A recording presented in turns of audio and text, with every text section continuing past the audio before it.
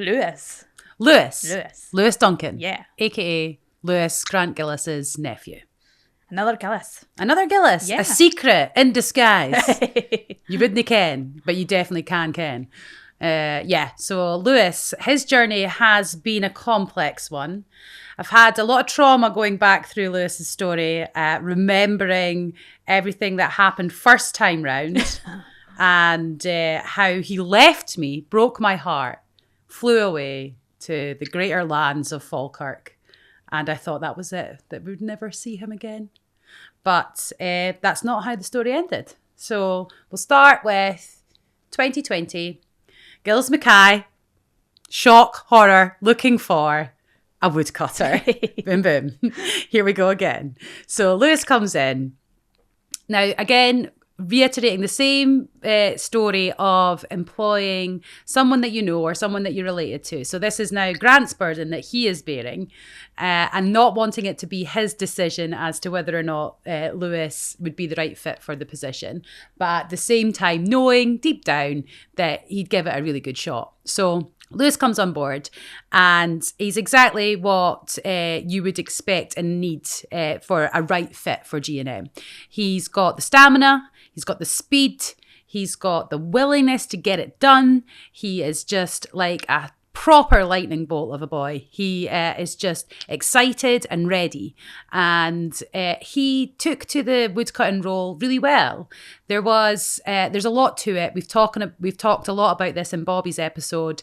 And the element that isn't natural to Lewis is the sort of slowing down and the getting to know the grades of the timber, the different types, and when to use something and when to not, and how best to manage all of this material. So there was always that as a niggler in the background with Lou, and he fucking gave it his all. Like he was on fire, and it was fab until the priorities shifted. And actually what we needed Lewis to do was to go on the bench. I can't remember the exact circumstances around it this time.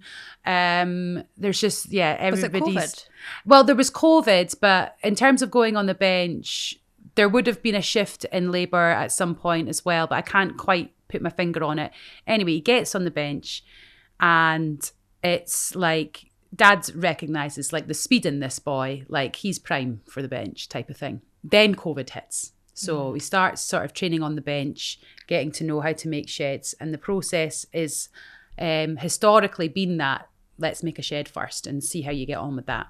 So COVID hits and everything just goes fucking mental. And we've got 1 million sheds that we now have to make. And there's a lot of pressure on Lewis to not only do his job, but be bloody good at it quickly. And that was something that took a lot of mentoring, I think, in terms of the seniors who were not used to training somebody at this day and age so early on. Like this is a big deal to ask of the seniors at that level to train somebody competently enough while still doing their own job and all the rest of it. So there was a lot of pressure going on and a lot of trying to understand the best way to teach, because everybody is different and everybody learns different. And that's something that I know innately from being a dyslexic. Like that's really important for everyone to understand, that how you learn doesn't necessarily mean that that's how the person that you're teaching is going to learn. So I recognise that with Lou, and like we've got a common bond with that in terms of like just generally fucking hating school. And so we took time together, and this was like my sort of first experience of the more hands-on mentoring side of it, like in terms of like getting around the mental aspect of learning rather than the physical. So just spending time feeding back to Lewis all the time, being there for him, setting him his time blocks, letting him understand like, you know, where he needs to be at what point and what's okay and when to stop and ask for help, and just like loads of different ways of which Lewis might not have normally have been supported in the past. So I think there was definitely an element of pride in it for me. to see that I was helping Lewis in some way, that I was able to support him. And like I could see that in the success of how he was making the buildings and the feedback loop that we'd started. And how, like, with Lou, like, I think there's a possibility that, and it's fair to say, and I don't think Lewis would be pissed off for me saying so, that Lewis has probably been getting into trouble quite a bit, you know?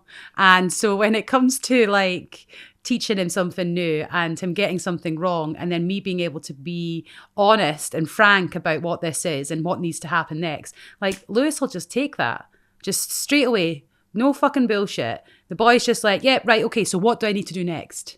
Like, he just wants to know, like, what is the solution? How do we get there faster? Because he's always, how do I do it faster? So there was a lot of that, and there's so refreshing actually for me, coming from a background of typically dealing with people older than me, and also like being in a position where I'm trying to feed back to them about improvements, which could oftentimes be taken personally, whereas Lewis did not see it like that at all. He was just so open to feedback, so willing to learn, just my first sort of real glimpse into this sort of generation. And I just absolutely loved it. And I was so fond of him as a person as well, just the way that he sees life, the way that he shows up for himself, the way that he doesn't take anything for granted, and that he, it's just happiness in him as well. Like, it's a similar sort of quality as some of the other ones we've spoken about as well. And there's just a general sense from Lou that, you know, he'll do whatever it takes, and he'll stay for as long as it needs, you know, and he'll just crack on. I know now from his journey that he's in at the moment, like how sometimes Callum can struggle with Lewis finishing things so quickly or being so much on the ball. Callum's like, what am I going to do with them now? Like, the boy's too fast. Like, it's just wild. So yeah, so Lewis's sort of like mine and Lewis's relationship at that point was very much like I was involved with his day-to-day. And I love to see him grow through that learning journey that got him to the stage that he was at. And I really felt that we were making like really good progress there. And I understand like the complexity of the role and what have you. And Lewis was just really trying his fucking best. He really was. And for some reason, I don't know what happened. Maybe one day he'll tell me. But he decided that actually he didn't want to stay at Gillies Mackay, and there was this opportunity that he had back in his hometown in Falkirk where a job had come up on an offer, and it seemed like a really good idea for him to do this and go and find himself and do whatever that takes or what that involves. I don't know. And ultimately, when he said he was leaving, I'd switched off at that point. I was too heartbroken. I was absolutely devastated. And I was just like, Lewis, like, we were on to a fucking seriously good thing here. You're doing fantastic. And it was too late. He'd made up his mind. And ultimately, I just needed to get the fuck over myself and support him in whatever it is what he wanted to do next. And I thought at that point, like that was it. Like, you know, he's another one that's come through Gillies Mackay, got a bit of experience, had a great time, and then has went on to do what they actually want to do. There's been plenty of them before, and it's a very common trait in Gillies to come into Gillies Mackay, have a bit of work experience, and then go away and find themselves somewhere else. So I just assumed that was sort of like what was going on here, even though I really felt deep down that he was meant for us. So that's fine. See you later, Lewis. Fuck off. Fine. Okay. And we come into the other stories of like Bobby and Jamie and what came next, blah, blah, blah. But then when it came to setting up CSR for Callum, there was obviously an opportunity for us to recruit someone that would be Callum's sort of right-hand man. And I remember when we put out all the advertisements for the position, and the amount of applications that we had in for it was pretty steep. Like, yeah, it was in amongst that time period that Callum said, Lewis has been in touch, by the way. He's interested in the role. And I was like, no, fuck off. He's broke my heart. No way. He's not coming back. I can't deal with it. It's too emotional for me. And then I thought about it a wee bit longer and I thought to myself, he's absolutely fucking perfect for the job. So I was just like, I got this beautiful message from Lou and he told me like where he was at and what his commitment would be now today in terms of what he's learnt whilst he's been away from Gillies Mackay and what Gillies Mackay actually really means to him. So it was a big deal. It was obviously the right decision based on where we are now. But at the time, there was a little bit of worry that maybe he would leave me again because, that's what happens in toxic relationships. Like, a leopard doesn't change its spots type of thing. I've been told about these red flags before. But no. Lewis was in it for real. Like, this was a keeper position. Like, he was ready for this. And he comes back and it's like he's never been away. He slots right back in and he is absolutely booming about being here. And I wish it was easier for all of us to have a little bit more perspective of what it would be like if you weren't and where you would go and what your life would be like outside, to have a little bit more of understanding of how good you've got it, how good this is.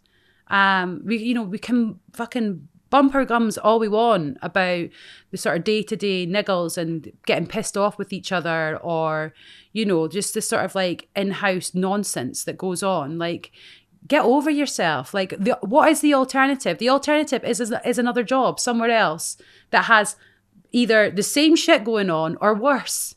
So, like, how about just making what you have good here, and seeing it for real? And I feel like Lewis is a perfect example of understanding the grass doesn't necessarily mean it's greener on the other side. And he comes back in and he brings this lease of fucking life and appreciation and admiration for this business. And just, he's all in. Like, he's so in. And his partnership with Callum is just, it's beautiful. They get on so well.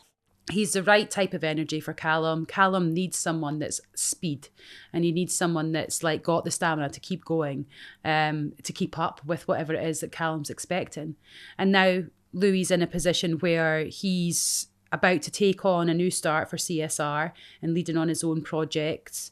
And that to me is like, that's exactly where he wants to be. He's always got a smile on him and a 12-pack of Red Bull ready to go anytime, any place. What's the difference between Lewis and Gillies Mackay and Lewis and CSR? Ah, yeah, okay. So that is interesting because with Lewis and Gillies and Mackay, I feel as though all of the time that I spent with him when he was Gillies and Mackay was really his first learned experiences, and then coming back and now being CSR.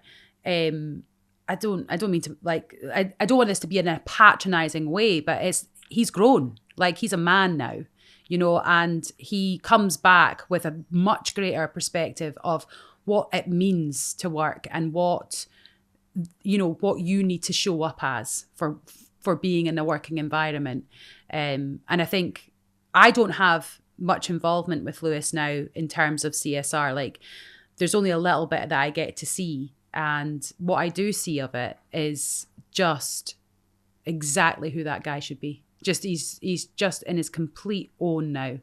That's like everything. He's happy in his work. He's happy in his personal. He just loves to do what he's doing, and I think he's really content, and that's the best I can ask for.